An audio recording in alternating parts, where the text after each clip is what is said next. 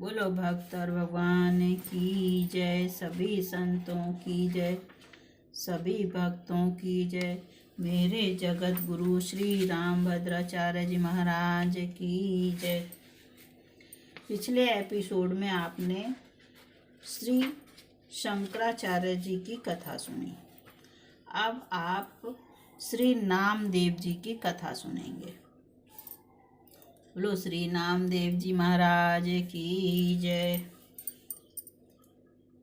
जल, थल और अग्नि आदि में सर्वत्र अपने इष्ट का ही दर्शन करूंगा। यह प्रतिज्ञा श्री नामदेव जी की उसी प्रकार निभी जैसे कि त्रेता युग में नरसिंह भगवान के दास श्री प्रहलाद जी की निभी थी।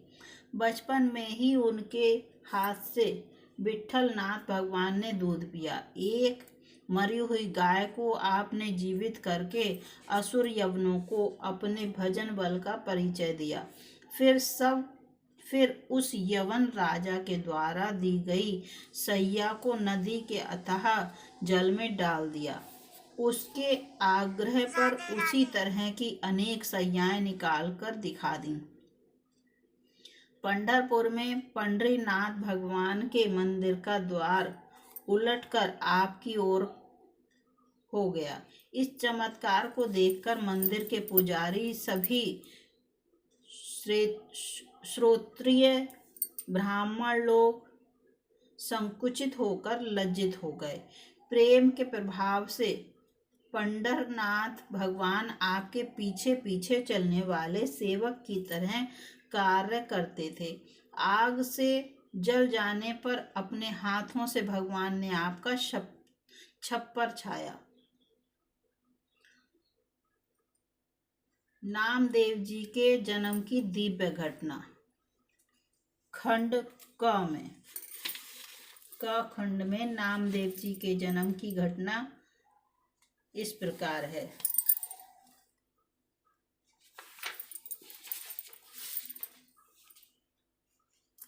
अब आप ख खंड में नामदेव जी के प्रादुर्भाव की घटना का श्री प्रियादास जी ने निम्न प्रकार से वर्णन करते हुए कहा है। ख खंड श्री नामदेव जी के बचपन के भक्तिमय चरित्र। श्री नामदेव जी बचपन में खिलौनों से खेलते थे। आप खेल में ही भगवान की सेवा पूजा करते थे। वे किसी काष्ठ या पाषाण की मूर्ति बना लेते और फिर उसे बड़े प्रेम से वस्त्र पहनाते, भोग लगाते, घंटा बजाते तथा नेत्र बंद करके मन में अच्छी तरह भगवान का ध्यान करते। वे जैसे जैसे इन कार्यों को करते थे वैसे वैसे वे अत्यंत सुख पाते थे। प्रेम बस उनके नेत्रों में जल भर जाता। नामदेव जी अपने नाना वामदेव जी से बार बार कहते कि भगवान की सेवा मुझे दे दीजिए, सेवा मुझे बहुत प्यारी लगती है।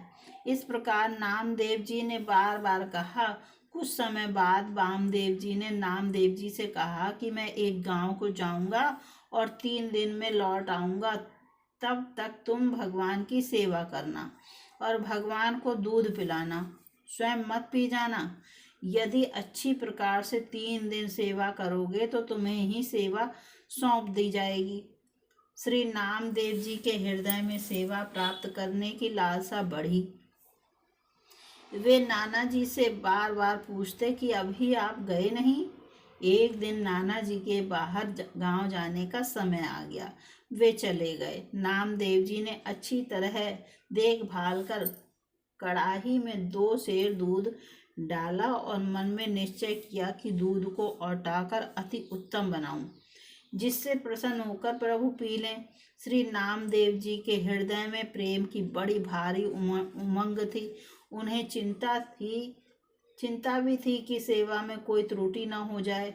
बालक नामदेव जी दूध औटाकर उसे एक सुंदर कटोरे में भरकर भगवान के समीप ले आए। दूध में इलायची और मिश्री मिलाई। दूध पिलाने की आशा से पर्दा कर दिया। कुछ देर प्रेम की लंबी श्वासें भरते रहे। फिर पर्दा हटाकर देखा तो दूध भरा कटोरा ज्यों का त्यों रखा था। इससे इनके मन में बड़ी निराशा हुई और भगवान से प्रार्थना करने लगे कि प्रभु आप दूध पीकर तृप्त हो जाएं। श्री नामदेव जी भगवान को दूध भोग लगाते और ये देखते कि भगवान ने दूध नहीं पिया है। इस प्रकार 2 दिन बीत गए। स्वयं भी उन्होंने अन्न जल आदि कुछ भी ग्रहण नहीं किया और इस बात को अपने मन में ही छिपाकर रखा। माता जी को भी नहीं बताया और भूखे प्यासे ही रात को सो गए, पर चिंता के कारण निद्रा नहीं आई। तीसरे दिन का सवेरा हुआ, फिर उसी प्रकार सावधानी से दूध को औटाया, इलायची मिश्री मिलाई और आज प्रभु अवश्य ही दूध पी लेंगे। इस भाव से मन को मजबूत करके भगवान के सामने दूध रखा और कहा, प्रभु नाना जी दूध पिलाने को कह गए थे, आप दूध को पीजिए, तभी मैं प्रसन्न होऊंगा। इतने पर भी जब भगवान ने दूध नहीं पिया तब श्री नामदेव जी बोले, मैं बारंबार आपसे दूध की विनती करता हूँ, परंतु आप दूध नहीं पीते हैं। कल प्रातः काल नाना जी आ जाएंगे और वे हम पर रुष्ट होंगे, फिर कभी सेवा मुझे नहीं देंगे। इसलिए ऐसे जीने से तो मरना ही अच्छा है। ऐसा कहकर छुरी निकाली और भगवान को दिखाकर अपना गला काटने के लिए गले पर छुरी चलाना ही चाहते थे कि भगवान ने हाथ पकड़ लिया और कहा कि अरे ऐसा मत करो, मैं अभी दूध पीता हूँ। यह कहकर भगवान दूध पीने लगे। श्री नामदेव जी ने देखा कि ये तो सब दूध पी जाएंगे। तब बोले कि थोड़ा सा प्रसाद मेरे लिए भी रहने दीजिएगा, क्योंकि नाना जी के भोग लगाने पर मैं सदा दूध प्रसाद पीता था। चौथे दिन वामदेव जी गांव से लौटकर आए और नामदेव जी से अच्छी प्रकार सेवा की या नहीं यह पूछा, तो इन्होंने अत्यंत प्रेम रंग में भरकर दुग्ध पान लीला का सारा वर्णन किया। यह सुनकर वामदेव जी ने कहा कि मेरे सामने फिर पिलाओ, तब हम जाने। तब श्री नामदेव जी ने उसी प्रकार दूध तैयार करके भगवान के सामने रखा, पर भगवान ने नहीं पिया।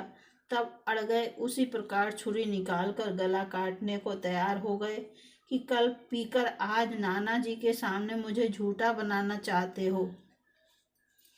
आपको दूध पीना ही पड़ेगा। बालक के प्रेम हर्ष से प्रसन्न होकर भगवान ने वामदेव जी के देखते देखते दूध पिया और प्रसाद नामदेव को पिलाया। वामदेव जी ने सोचा कि मैंने जीवन भर सेवा की पर दर्शन नहीं हुए, आज बालक के प्रभाव से दर्शन हुए।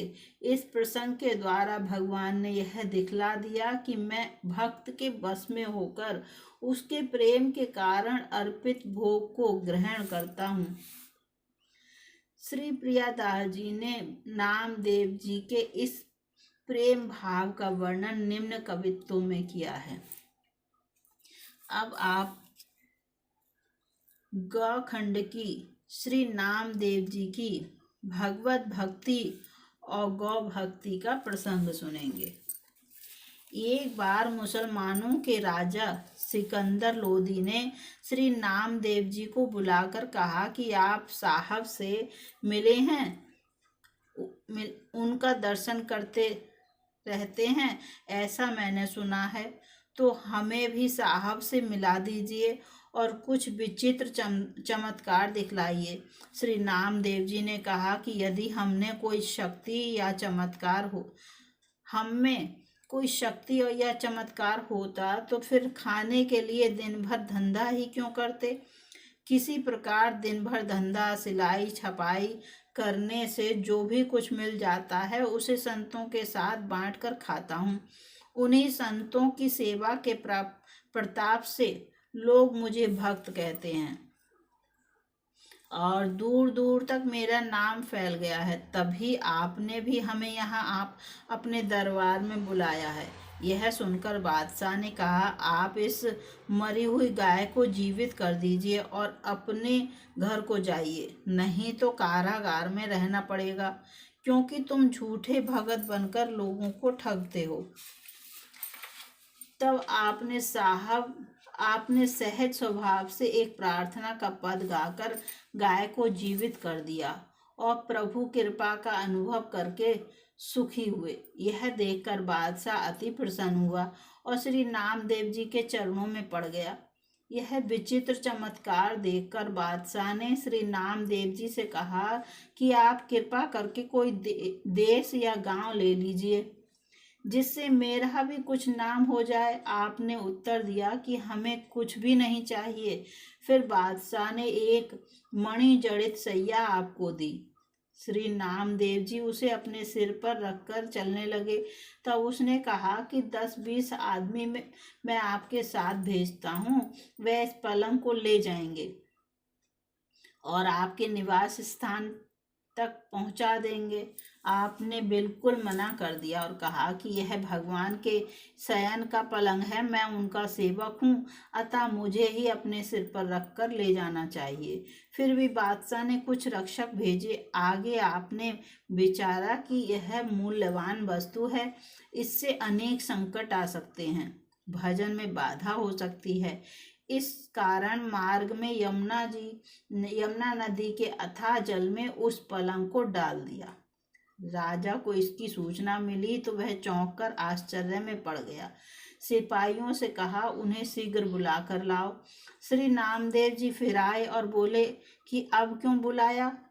तब बादशाह ने कहा कि जो पलंग मैंने आपको दिया है, जरा उसे यहाँ लाकर कारीगरों को दिखा दीजिए, उसी प्रकार का नया दूसरा बनवाना है। श्री नामदेव जी बादशाह को लेकर नदी पर आए और जल में प्रवेश करके उनके अनेक पलंग वैसे और उससे भी मूल्यवान निकाल कर डाल दिए और बादशाह से बोले, आप अपना पलंग पहचान लो। यह देखकर उसकी सुध बुध जाती रही। इस वृतांत का वर्णन प्रियादास जी ने कवित्तों में इस प्रकार करते हैं। बोलो नामदेव जी महाराज की जय।